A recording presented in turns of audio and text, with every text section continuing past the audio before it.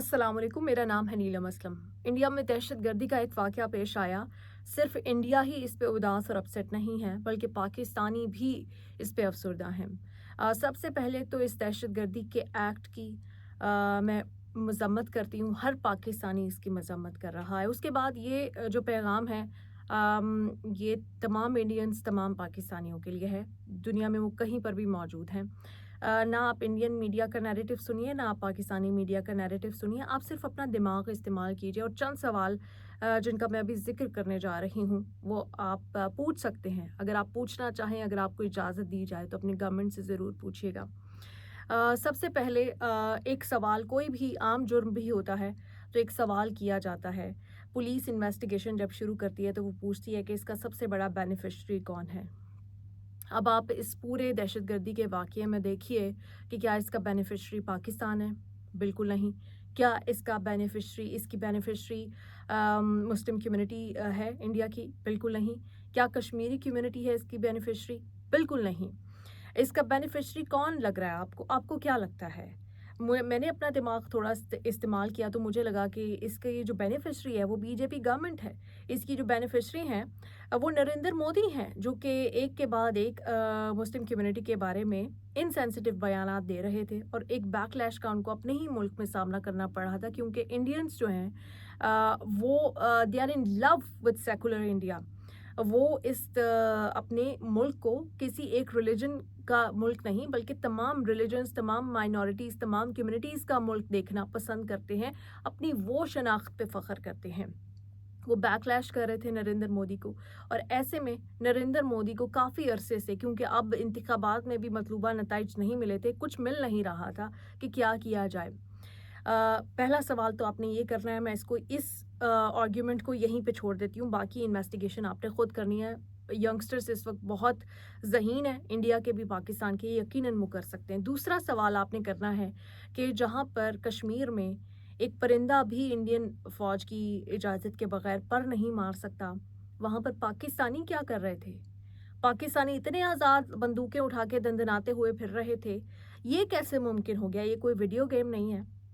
ये Indian occupied Kashmir है, Indian held Kashmir है। उसमें पाकिस्तानी क्या कर रहे थे? ये सवाल आपने अपने आप से ज़रूर पूछना है।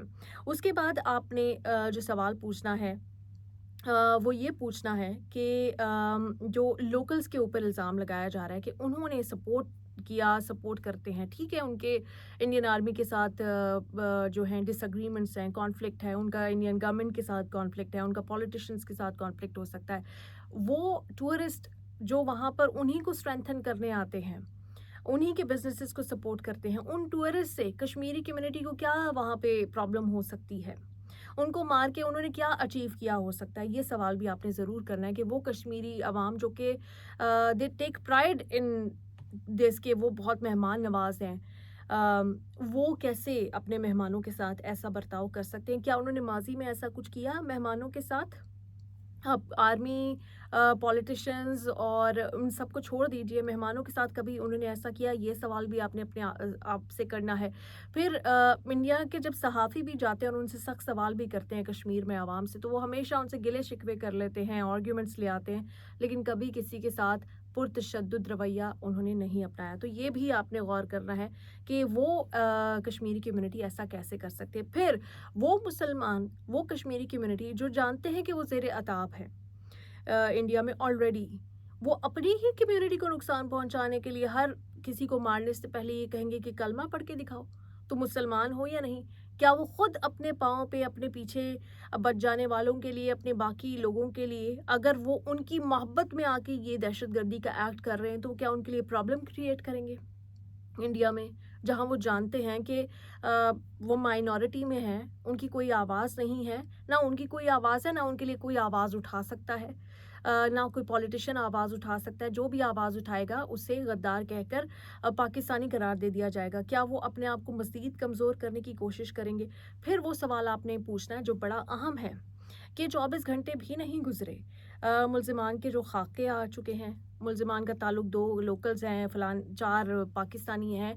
ये इंटेलिजेंस रिपोर्ट पहले कहाँ थी?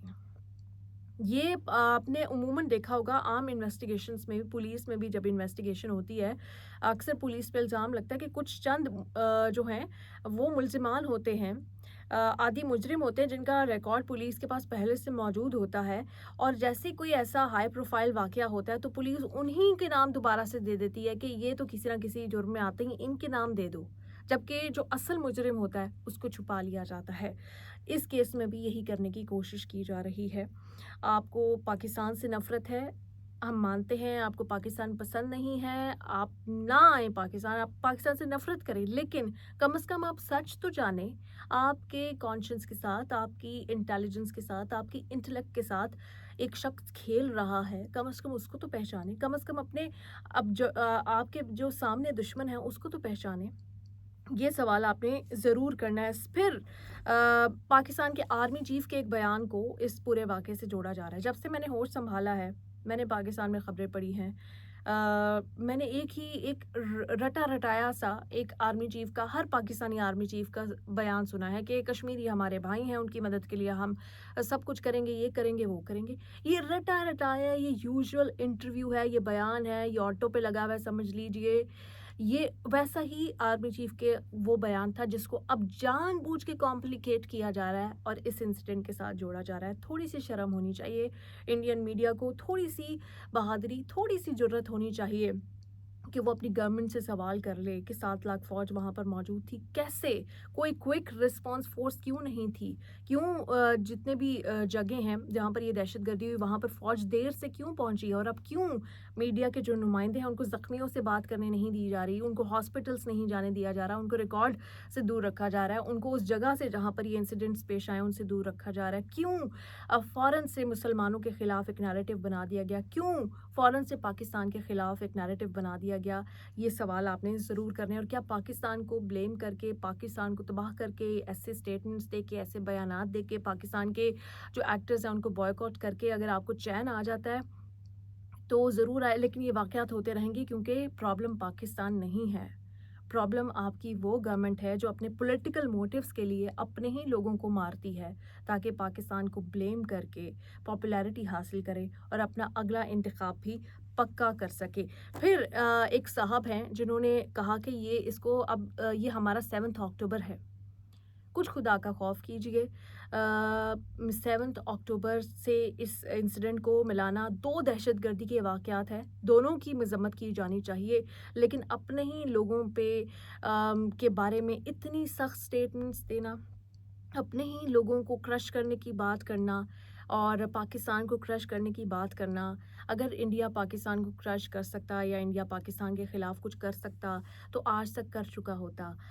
نہ پاکستان انٹرسٹڈ ہے انڈیا میں کچھ کرنے میں، نہ پاکستان کے پاس ٹائم ہے، نہ پاکستان کے پاس ریسورسز ہیں، نہ پاکستان کے پاس وسائل ہیں۔ جب آپ مذاق اڑاتے ہیں پاکستانیوں کا کہ ان کے پاس آٹا نہیں ہے، ان کے پاس چاول نہیں ہے، بالکل آپ ٹھیک کہتے ہیں، پاکستان کے پاس آٹا نہیں ہے، پاکستان کے پاس چاول نہیں ہے، پاکستان کے پاس بے انتہا مسائل ہیں، اسٹل لیو پاکستان الون۔ پاکستان اپنے مسئلوں میں الجھا ہوا ہے، پاکستان میں اپنے دہشت گردی کے واقعات پیش آتے ہیں، اس سے کئی زیادہ انٹینسٹی سے کئی بڑے واقعات پیش آتے ہیں، پاکستان ان کو ٹیکل کرنے کی، ان سے ڈیل کرنے کی کوشش کر رہا ہے، پاکستانی یوتھ ان سے لڑنے کی کوشش کر رہی ہے، اپنے مستقبل بہتر بنانے کی کوشش کر رہی ہے۔ کسی کو کوئی انٹرسٹ نہیں ہے کہ انڈیا میں وہ جا کے کسی کو مارے، انڈیا میں وہ پہنچے، انڈیا میں وہ دہشت گردی کرے، کسی ہندو کو مارے، کسی سکھ کو مارے، کسی مسلم، کسی پاکستانی کو اس میں کوئی انٹرسٹ نہیں ہے۔